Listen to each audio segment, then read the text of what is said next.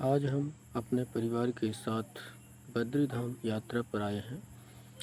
बद्री धाम live चर्चा प्रारंभिक स्वागत। जय बद्री विशाल, जय श्री हरि विष्णु, ओम नमो नारायण। देवियों और सज्जनों, माताओं और बहनों, भाइयों एवं श्रद्धालु भक्तों, आप सभी का देवभूमि उत्तराखंड में स्थित भगवान श्री बद्री नारायण के पवित्र धाम के दिव्य लाइव दर्शन में हार्दिक स्वागत है। जो भी श्रद्धालु इस समय भारत के विभिन्न राज्यों से तथा विदेशों से इस पावन प्रसारण को देख रहे हैं, उन सभी पर भगवान बद्री विशाल की असीम कृपा बनी रहे। आज का यह प्रसारण केवल दर्शन का नहीं, बल्कि ज्ञान, भक्ति और आध्यात्मिक अनुभव का संगम है। अगले लगभग 1 घंटे तक हम बद्री धाम की महिमा, इतिहास और पौराणिक कथाएं, मंदिर की विशेषताएं, यात्रा का महत्व तथा भगवान विष्णु की कृपा के बारे में विस्तार से चर्चा करेंगे। सबसे पहले सभी श्रद्धालु कमेंट बॉक्स में एक बार लिखें, जय बद्री विशाल, ओम नमो नारायण।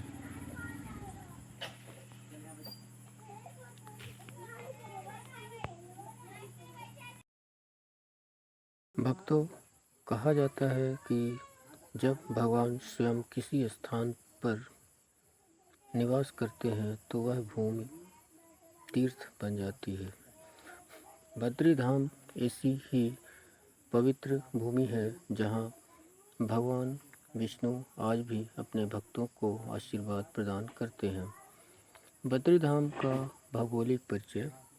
भक्तों, बद्री धाम उत्तराखंड राज्य के चमोली जिले में स्थित है।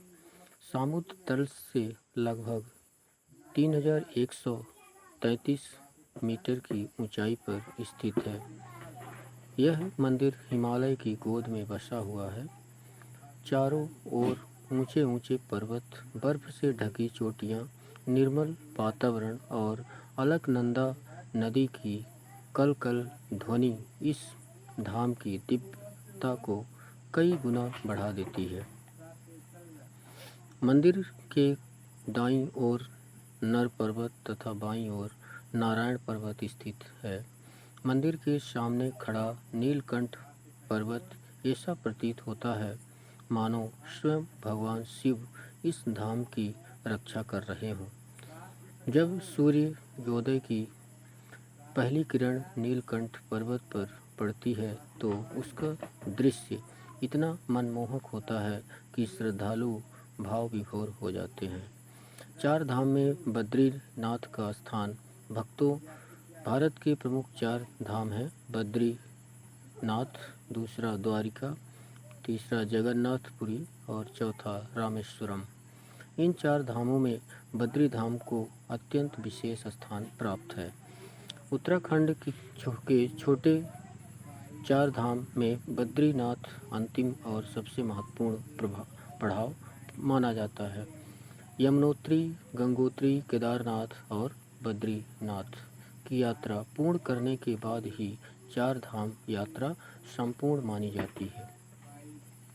कहा जाता है कि जो व्यक्ति जीवन में एक बार भी श्रद्धा के साथ बद्री धाम के दर्शन कर लेता है, उसका जीवन धन्य हो जाता है। बद्रीनाथ नाम की उत्पत्ति। अब आइए जानते हैं कि इस धाम का नाम बद्रीनाथ कैसे पड़ा। पुराणों के अनुसार भगवान विष्णु जहां हजारों वर्षों तक कठोर तपस्या में लीन रहे, हिमालय की भयंकर ठंड और बर्फबारी के बीच भगवान विष्णु समाधि में बैठे रहे। भगवान की इस अवस्था को देखकर माता लक्ष्मी अत्यंत चिंतित हुई। उन्होंने एक विशाल बद्री अर्थात बेर के वृक्ष का रूप धारण कर लिया। वह वृक्ष भगवान विष्णु के ऊपर छाया बनकर खड़ा रहा और उन्हें कठोर मौसम से बचाता रहा। जब भगवान विष्णु की तपस्या पूर्ण हुई तो उन्होंने माता लक्ष्मी की भक्ति और सेवा से प्रसन्न होकर कहा, आज से यह स्थान बद्री वन कहलाएगा और मैं यहाँ बद्री धाम के नाम से पूजित होऊंगा। यही कारण है कि इस धाम को बद्रीनाथ कहा जाता है।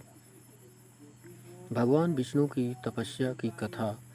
भक्तों, एक अन्य कथा के अनुसार भगवान विष्णु संसार के कल्याण हेतु ऐसे स्थान की खोज कर रहे थे जहाँ वे तपस्या कर सकें।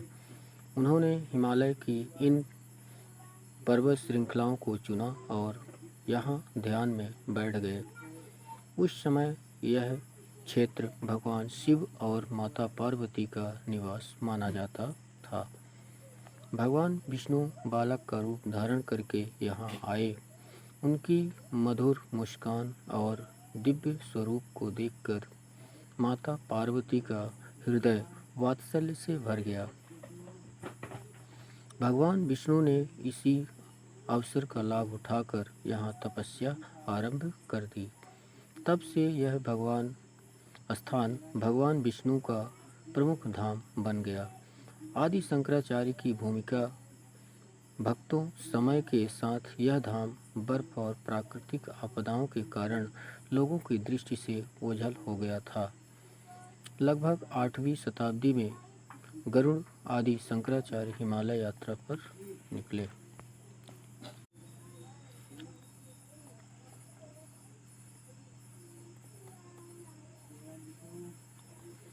उन्होंने अलकनंदा नदी के नारद कुंड से भगवान बद्री नारायण की दिव्य मूर्ति प्राप्त की। इसके बाद उन्होंने उस मूर्ति की पुनः स्थापना की और इस धाम को पूरे भारत में प्रसिद्ध बनाया। आज करोड़ों श्रद्धालु जिस बद्री धाम के दर्शन करते हैं, उनके पुनरुद्धार का श्रेय काफ़ी हद तक आदि शंकराचार्य को जाता है।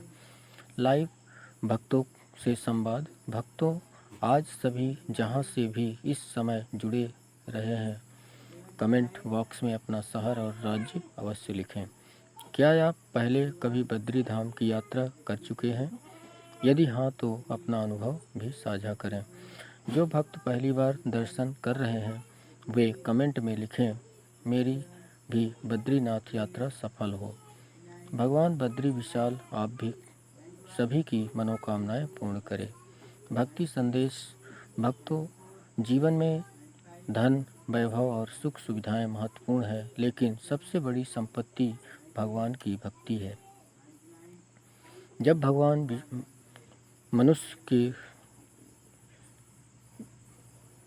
मनुष्य भगवान के चरणों में समर्पित हो जाता है, तब उसके जीवन की अनेक कठिनाइयां सरल हो जाती हैं। बद्री धाम हमें यही संदेश देता है कि तपस्या, धैर्य और विश्वास के साथ जीवन का प्रत्येक लक्ष्य प्राप्त किया जा सकता है। सब मिलकर बोलिए, जय बद्री विशाल, ओम नमो नारायण। बद्री विशाल, ओम नमो नारायण। भक्तों, एक बार फिर से आप सभी का स्वागत है। अभी तक हमने बद्री धाम के इतिहास, पौराणिक महत्व और भगवान विष्णु की तपस्या के बारे में जाना। अब हम इस पवित्र धाम के मंदिर, गर्भगृह, तप्त कुंड, अलकनंदा नदी तथा यहाँ से जुड़ी दिव्य मान्यताओं के बारे में विस्तार से चर्चा करेंगे। मंदिर की दिव्य भव्यता। भक्तों, जब कोई श्रद्धालु पहली बार बद्री धाम पहुँचता है, तो उसकी आँखें मंदिर की भव्यता को देखकर आश्चर्य से भर जाती है। रंग बिरंगा मुख्य द्वार, सुंदर शिखर, हिमालय की गोद में स्थित दिव्य मंदिर और चारों ओर से गूंजती ओम नमो नारायण की ध्वनि मन को अलौकिक आनंद से भर देती है। ऐसा प्रतीत होता है जैसे स्वयं वैकुंठ धाम पृथ्वी पर उतर आया हो। कहा जाता है कि भगवान की कृपा के बिना कोई भी श्रद्धालु यहाँ तक नहीं पहुँच सकता। इसलिए जो भी भक्त आज इस लाइव दर्शन से जुड़े हैं, वे स्वयं को सौभाग्यशाली समझें। भगवान बद्री नारायण की दिव्य मूर्ति। भक्तों, मंदिर के गर्भगृह में स्थापित भगवान बद्री नारायण की मूर्ति अत्यंत दिव्य और चमत्कारी मानी जाती है। यह मूर्ति शालिग्राम शिला से निर्मित है। भगवान यहाँ पद्मासन मुद्रा में विराजमान हैं। उनके 4 हाथ हैं। एक हाथ में शंख, दूसरे में चक्र, तीसरे में गदा और चौथे में कमल। भगवान का यह स्वरूप भक्तों को शांति, प्रेम और मोक्ष का मार्ग दिखाता है।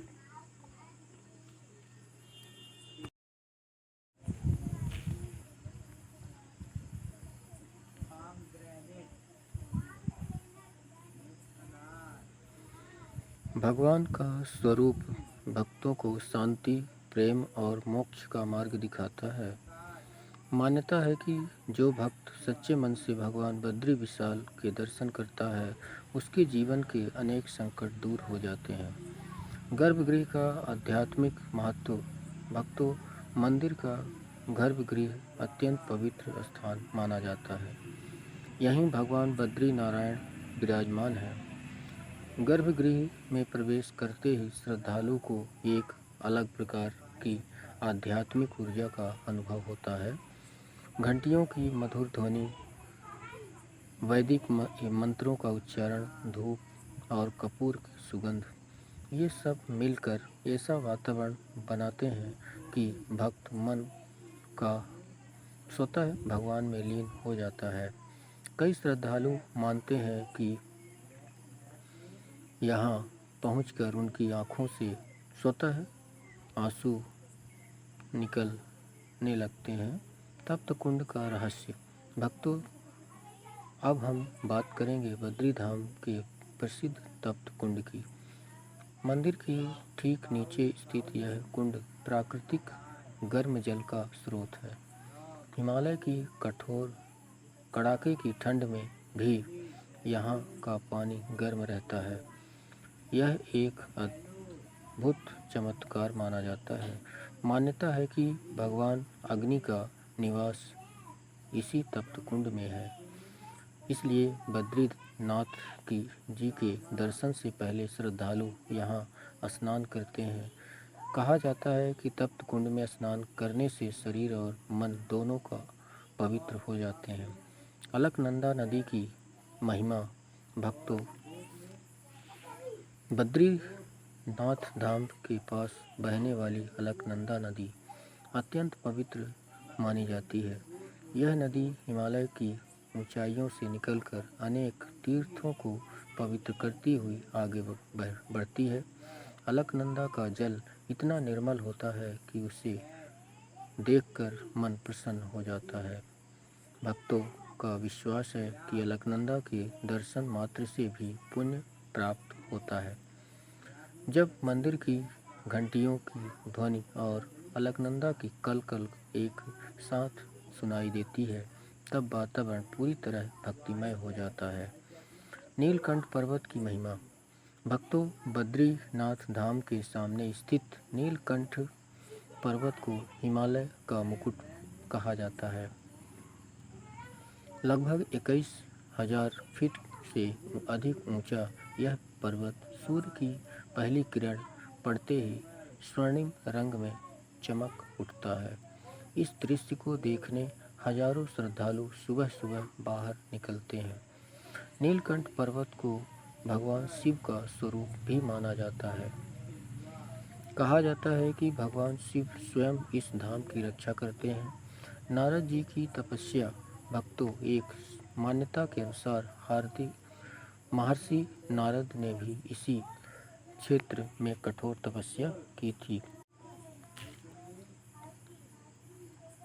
भगवान विष्णु की कृपा प्राप्त करने के लिए उन्होंने वर्षों तक ध्यान किया। आज भी बद्रीनाथ क्षेत्र में नारद कुंड नामक स्थान मौजूद है। यहीं से आदि शंकराचार्य ने भगवान बद्री नारायण की मूर्ति प्राप्त की थी। इसलिए यह स्थान श्रद्धालुओं के लिए अत्यंत महत्वपूर्ण माना जाता है। भगवान विष्णु और नारायण। भक्तों, बद्रीनाथ धाम को नर और नारायण की तपोभूमि भी कहा जाता है। पुराणों के अनुसार भगवान विष्णु ने नर और नारायण ऋषि के रूप में यहाँ तपस्या की थी। उनकी तपस्या का उद्देश्य पूर्ण संसार के कल्याण हेतु दिव्य ऊर्जा का संचार करना था। इसी कारण यह क्षेत्र आज भी आध्यात्मिक शक्ति का केंद्र माना जाता है। भक्तों के चमत्कारी अनुभव। भक्तों वर्षों से लाखों श्रद्धालु बद्री धाम आते हैं रहते हैं। कई भक्त बताते हैं कि यहाँ आकर उन्होंने मानसिक शांति प्राप्त हुई। कई लोगों की मनोकामनाएं पूर्ण हुई। कई श्रद्धालुओं ने जीवन की कठिन परिस्थितियों से निकलने का मार्ग पाया। हालांकि चमत्कारों को व्यक्तिगत आस्था का विषय माना जाता है, लेकिन एक बात निश्चित है, यहाँ आने वाले प्रत्येक व्यक्ति एक विशेष आध्यात्मिक अनुभव लेकर लौटता है। लाइव भक्तों से संवाद। भक्तों, आज आप सभी कमेंट बॉक्स में लिखिए ओम नमो नारायण। यदि आप भगवान विष्णु के भक्त हैं तो एक बार अवश्य लिखिए जय श्री हरि विष्णु। और यदि आप जीवन में एक बार बद्रीनाथ धाम की यात्रा करना चाहते हैं तो लिखिए बाबा बद्री विशाल बुलाएंगे तो अवश्य आऊँगा। आध्यात्मिक संदेश। भक्तों, भगवान विष्णु हमें सिखाते हैं कि जीवन में धैर्य, प्रेम, करुणा और धर्म का मार्ग कभी नहीं छोड़ना चाहिए। संसार में कितनी भी कठिनाइयाँ क्यों ना आए, यदि मनुष्य भगवान पर विश्वास रखता है तो उसे आगे बढ़ने की शक्ति अवश्य मिलती है। बद्रीनाथ धाम केवल एक मंदिर नहीं, बल्कि यह विश्वास, तपस्या और ईश्वर की कृपा का प्रतीक है। जय बद्री विशाल। ओम नमो नारायण। माना गांव, भीमपुल, व्यास गुफा, गणेश गुफा और पांडवों की स्वर्ग। ये रहे 5 पांडवों को स्वर्ग जाते। जय बद्रीनाथ धाम। भक्तों, आप सभी का पुनः स्वागत है इस दिव्य लाइव दर्शन में। अभी तक हमने बद्री धाम की महिमा, भगवान बद्री नारायण, तप्त कुंड, अलकनंदा नदी और नीलकंठ पर्वत के बारे में विस्तार से जाना। अब हम आपको बद्री धाम के आसपास स्थित उन पवित्र स्थानों की यात्रा कराएंगे जिनका उल्लेख महाभारत और पुराणों में मिलता है। भगवान माना गांव भारत का अंतिम गांव माना जाता है। भक्तों, बद्रीनाथ धाम से लगभग 3 किलोमीटर की दूरी पर स्थित है प्रसिद्ध माना गांव। पीछे चला जाना। भारत का अंतिम गांव कहा जाता है क्योंकि इसके ये रहे 5 पांडवों को स्वर्ग जाते। यह छोटा सा गांव हिमालय की गोद में बसा हुआ है और अपनी सांस्कृतिक परंपरा तथा धार्मिक महत्व के लिए प्रसिद्ध है। यहाँ रहने वाले लोग आज भी अपनी प्राचीन परंपराओं को जीवित रखते हुए हैं। जब श्रद्धालु माना गांव पहुँचते हैं तो उन्हें ऐसा अनुभव होता है मानो समय कई वर्ष पीछे चला गया हो। पत्थरों से बने घर, पहाड़ी सांस्कृतिक और धार्मिक वातावरण इस स्थान को विशेष बनाते हैं। भीम पुल की अद्भुत कथा। भक्तों, माना गांव में स्थित भीम पुल अत्यंत प्रसिद्ध है। यह एक विशाल शिला से बना प्राकृतिक पुल है। महाभारत की कथा के अनुसार जब पांडव स्वर्गारोहण के लिए हिमालय की ओर जा रहे थे, तब उनके मार्ग में सरस्वती नदी आ गई। द्रौपदी नदी पार नहीं कर पा रही थी। तब बलशाली भीम ने एक विशाल चट्टान उठाकर नदी पर रख दी। वही चट्टान आज भी भीम पुल के रूप में श्रद्धालुओं के दर्शन हेतु मौजूद है। जब श्रद्धालु इस पुल को देखते हैं तो महाभारत काल की स्मृतियाँ जीवंत हो उठती हैं। सरस्वती नदी का महत्व। भक्तों, माना गांव के पास बहने वाली सरस्वती नदी भी अत्यंत महत्वपूर्ण मानी जाती है। मान्यता है कि यह वही दिव्य सरस्वती नदी है जिसका उल्लेख वेदों और पुराणों में मिलता है। यह नदी कुछ दूरी तक दिखाई देती है और फिर भूमि के भीतर विलीन हो जाती है। श्रद्धालु यहाँ पहुंचकर माता सरस्वती का स्मरण करते हैं और ज्ञान तथा बुद्धि की प्रार्थना करते हैं। व्यास गुफा का महत्व। भक्तों, माना गांव में स्थित व्यास गुफा भारत के महान ऋषि वेद व्यास से जुड़ी हुई है। कहा जाता है कि इसी गुफा में बैठकर महर्षि वेद व्यास ने महाभारत की रचना की थी। जब श्रद्धालु इस गुफा के दर्शन करते हैं तो उन्हें भारतीय संस्कृति और ज्ञान परंपरा की महानता का अनुभव होता है। व्यास गुफा आज भी लाखों श्रद्धालुओं की प्रेरणा का केंद्र है। गणेश गुफा की कथा। भक्तों, व्यास गुफा के समीप ही गणेश गुफा स्थित है। पौराणिक कथा के अनुसार जब वेद व्यास महाभारत का वर्णन कर रहे थे तब भगवान गणेश उसे लिख रहे थे। महाभारत के श्लोकों का उल्लेख इसी स्थान पर हुआ था। यही कारण है कि यह स्थान विज्ञान, बुद्धि और लेखन की शक्ति का प्रतीक माना जाता है। पांडवों की स्वर्गारोहिणी यात्रा। भक्तों, महाभारत युद्ध के बाद पांडवों ने अपना राज्य त्याग दिया था। उन्होंने सांसारिक जीवन छोड़कर भगवान की भक्ति और मोक्ष प्राप्ति का मार्ग अपनाया। कहा जाता है कि वे इसी क्षेत्र से होते हुए हिमालय की ओर बढ़े और स्वर्गारोहिणी मार्ग पर आगे चले गए। युधिष्ठिर अपने धर्म और सत्य के बल पर स्वर्ग तक पहुँचे। यह कथा हमें सिखाती है कि अंततः मनुष्य के साथ केवल उसके कर्म ही जाते हैं। बद्रीनाथ धाम की आरती का दिव्य अनुभव। भक्तों, यदि आपने कभी बद्रीनाथ धाम की शाम की आरती देखी हो तो आप जानते होंगे कि उसका अनुभव शब्दों में व्यक्त नहीं किया जा सकता। संध्या के समय मंदिर में शंखनाद होता है, घंटियों की मधुर ध्वनि गूंज उठती है, वैदिक मंत्रों का उच्चारण प्रारंभ होता है, दीपों की पंक्तियां भगवान बद्री नारायण के समक्ष प्रज्वलित होती है। हजारों श्रद्धालु एक साथ भगवान का स्मरण करते हैं। उस समय ऐसा प्रतीत होता है मानो संपूर्ण वातावरण ईश्वरमय हो गया हो। कपाट खुलने की परंपरा। भक्तों, बद्रीनाथ धाम वर्ष भर खुला नहीं रहता। भारी बर्फबारी के कारण मंदिर के कपाट केवल कुछ महीनों के लिए खोले जाते हैं। अक्षय तृतीया के आसपास कपाट खोले जाते हैं। कपाट खुलने के दिन हजारों श्रद्धालु उपस्थित रहते हैं। पूरा क्षेत्र फूलों और भक्ति से सज जाता है। कपाट बंद होने की परंपरा। दीपावली के बाद शीतकाल प्रारंभ होने पर मंदिर के कपाट बंद कर दिए जाते हैं। लेकिन मान्यता है कि कपाट बंद होने के बाद भी देवता यहाँ भगवान की पूजा करते हैं। अखंड ज्योति प्रज्वलित की जाती है।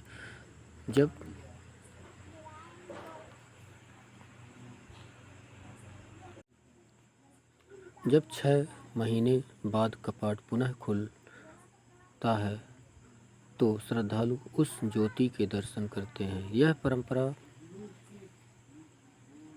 सदियों से चली आ रही भक्तों के लिए संदेश है। भक्तों, बद्री धाम में हमें सिखाता है कि जीवन में चाहे कितनी भी कठिनाइयाँ आए, ईश्वर पर विश्वास बनाए रखना चाहिए। धैर्य, सत्य, करुणा और भक्ति की जीवन के सबसे बड़े धन हैं। यदि मन में भगवान के प्रति प्रेम और है जो जीवन का मार्ग स्वयं सरल होने लगता है। लाइव सहभागिता। भक्तों, अभी श्रद्धालु कमेंट बॉक्स में लिखे हैं जय बद्री विशाल, ओम नमो नारायण, हरि बोल, और बताइए कि आप भारत के किस राज्य से इस पावन दर्शन से जुड़े हैं। जय बद्री विशाल, ओम नमो नारायण। जय बद्री विशाल, ओम नमो नारायण। भक्तों, अब हम अपनी इस पावन चर्चा के अंतिम चरण में पहुंच चुके हैं। यदि आप सब अभी भी हमारे साथ जुड़े हैं तो यह भगवान बद्री नारायण की विशेष कृपा है। आइए अब बद्री धाम की यात्रा, पंच बद्री भक्तों के अनुभव और समापन संदेश के बारे में विस्तार से चर्चा करें। बद्रीनाथ धाम की यात्रा का महत्व। भक्तों, हिंदू धर्म में तीर्थ यात्रा का विशेष महत्व बताया गया है। तीर्थ केवल स्थान नहीं होते, वे आत्मा को शुद्ध करने का माध्यम होते हैं। जब कोई श्रद्धालु बद्रीनाथ धाम की यात्रा पर निकलता है तो वह केवल पहाड़ों और मंदिरों की यात्रा नहीं करता, बल्कि अपने भीतर छिपी श्रद्धा, विश्वास और भक्ति की यात्रा भी करता है। कहा जाता है कि बद्रीनाथ धाम का बुलावा स्वयं भगवान देते हैं। लाखों लोग यात्रा की योजना बनाते हैं, लेकिन दर्शन का सौभाग्य उसी को मिलता है जिस पर भगवान की कृपा होती है। बद्रीनाथ पहुंचने का प्रारंभिक मार्ग भक्तों प्राचीन समय में बद्रीनाथ की यात्रा अत्यंत कठिन हुआ करती थी। लोग पैदल चलकर, पहाड़ों को पार करके और कठिन रास्तों से होकर भगवान के दर्शन के लिए पहुंचते थे।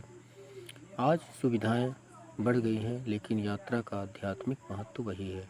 यात्रा के दौरान श्रद्धालु देवप्रयाग, रुद्रप्रयाग, कर्णप्रयाग, नंदप्रयाग और विष्णुप्रयाग जैसे पवित्र संगम स्थलों के दर्शन करते हुए आगे बढ़ते हैं। हर पड़ाव अपने आप में एक आध्यात्मिक अनुभव है। पंच बद्री का महत्व। भक्तों, बद्री धाम केवल एक मंदिर नहीं, इसके साथ 5 प्रमुख बद्री मंदिरों की परंपरा भी जुड़ी है, जिन्हें पंच बद्री कहा जाता है। बद्री विशाल, योग ध्यान बद्री, भविष्य बद्री, वृद्ध बद्री, आदि बद्री। इन पांचों धामों का अपना अपना धार्मिक महत्व है। मान्यता है कि जो श्रद्धालु पंच बद्री के दर्शन करता है उसे विशेष पुण्य प्राप्त होता है। भविष्य बद्री की अद्भुत मान्यता। भक्तों, भविष्य बद्री के बारे में एक विशेष मान्यता प्रचलित है।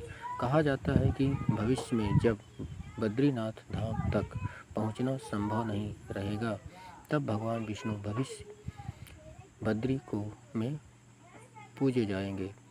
यह मान्यता सदियों से चली आ रही है और श्रद्धालुओं की आस्था का केंद्र है। बद्री धाम से जुड़ी प्रेरणादायक सीख। भक्तों, बद्री धाम हमें कई महत्वपूर्ण बातें सिखाता है।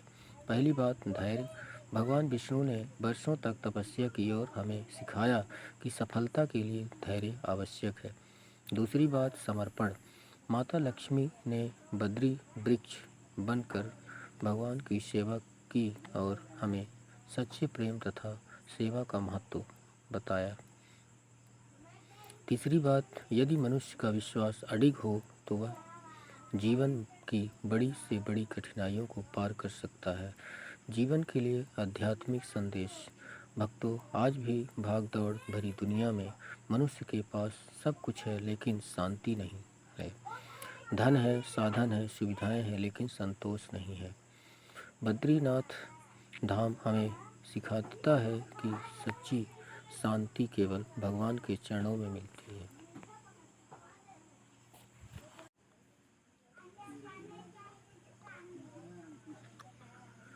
जब मनुष्य भगवान को याद करता है तो उसके मन का भय कम होने लगता है।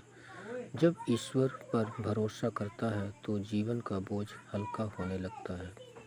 भक्तों के लिए प्रेरक संदेश। यदि आपके जीवन में कठिनाइयां हैं तो निराश मत होइए। यदि आपकी कोई मनोकामना अधूरी है तो विश्वास बनाए रखिए। यदि आपके सामने चुनौतियां हैं तो भगवान बद्री नारायण का स्मरण कीजिए, क्योंकि बद्री ईश्वर कभी भी अपने भक्त का साथ नहीं छोड़ते। समय बदलता है, परिस्थितियां बदलती हैं, लेकिन भगवान की कृपा सदा बनी रहती है। लाइव समापन संवाद। भक्तों, अब हमारी यह पावन चर्चा अपने अंतिम चरण में है। यदि आपको भगवान बद्री विशाल के दर्शन प्राप्त हुए हों तो कमेंट बॉक्स में अवश्य लिखिए। जय बद्री विशाल, ओम नमो नारायण, हरि बोल। यदि आप जीवन में एक बार बद्री धाम की यात्रा करना चाहते हैं तो लिखिए बद्री विशाल, बुलाएंगे तो अवश्य आऊँगा। 5 मिनट आप सामूहिक नाम की जाप करेंगे। ओम नमो नारायण, ओम नमो नारायण।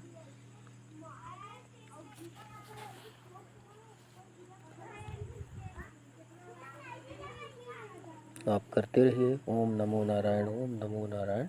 आगे की जानकारी मैं आपको जल्द ही दे रहा हूँ।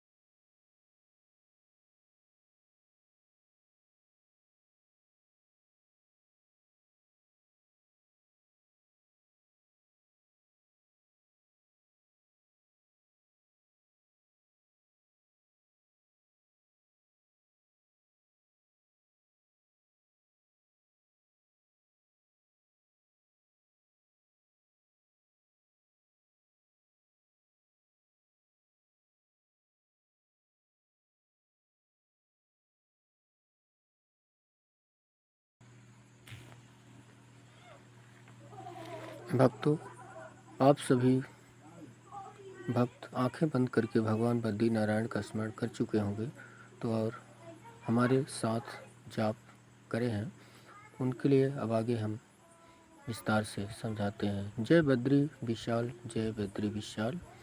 हरे राम हरे राम हरे राम हरे राम, हरे कृष्णा हरे कृष्णा। ओम नमो भगवते वासुदेवाय नमः। ओम नमो भगवते वासुदेवाय नमः। अंतिम आशीर्वाचन। भगवान बद्री नारायण आप सभी भक्तों के जीवन में सुख, शांति, समृद्धि और उत्तम स्वास्थ्य प्रदान करें। अपने परिवार पर भगवान की कृपा बनी रहे। आपके सभी शुभ कार्य सफल हों। आपके जीवन में भक्ति, विश्वास और सकारात्मकता बनी रहे। इसी मंगल कामना के साथ आज की यह पावन बद्रीनाथ धाम का लाइव चर्चा यहीं पूर्ण होती है। जय बद्री विशाल, जय श्री हरि विष्णु। ओम नमो नारायण।